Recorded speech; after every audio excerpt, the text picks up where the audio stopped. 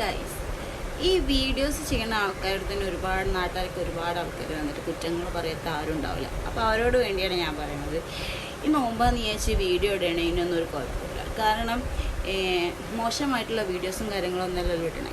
പിന്നെ അതുകൂടാണ്ട് നമ്മൾ ഈ പഠിച്ചുകൊണ്ടുള്ള ഇബാദത്തുകൾ, നോമ്പ് അങ്ങനെയൊന്നും ചെയ്യാണ്ട് നടക്കുന്ന ഒരുപാട് ആൾക്കാർ നമ്മൾ ഈ ലോകത്തുണ്ട്. അവരെ പോലും നമ്മൾ ചെയ്യാറില്ലല്ലോ. പിന്നെ വീഡിയോസ് ചെയ്യണം മോശപ്പെട്ടിട്ട് നമ്മൾ തുണി കഴിച്ചിട്ടുള്ള വീഡിയോസും കാര്യങ്ങളൊന്നുമല്ലല്ലോ നമ്മൾ ഇടണം, ആണോ? അല്ല. ഈ നോമ്പ് കാലത്ത് വീഡിയോ ചെയ്യരുത്, നിങ്ങൾക്ക് എന്താ നോമ്പില്ല, അങ്ങനെ ചോദിക്കുന്ന ആൾക്കാരോടാണ് ഞാൻ പറയുന്നത്. അത് നിങ്ങളെ കാര്യം നോക്കി നടന്നാൽ മതി. നമ്മൾ നോമ്പ് നോക്കുന്നുണ്ടോ ഇല്ല എന്നൊക്കെ നിങ്ങളെങ്ങനെ അറിയണേ? നോമ്പ് നോക്കലും ഉണ്ട്, നിസ്കരിക്കലുണ്ട്, എല്ലാം ചെയ്യലുണ്ട്. ഈ വീഡിയോ ചെയ്യുന്ന ആൾക്കാർ അത് ചെയ്യില്ല നിങ്ങളോട് ആരാ പറഞ്ഞേ? അതൊക്കെ ചെയ്യലുണ്ട് കേട്ടോ. അത് എന്നോട് കമൻ്റ് ഇട്ട ആൾക്കാരോടും DM-ൽ വന്നിട്ട് മെസ്സേജ് അയക്കുന്ന ആൾക്കാരോടും ഞാൻ പറയണം.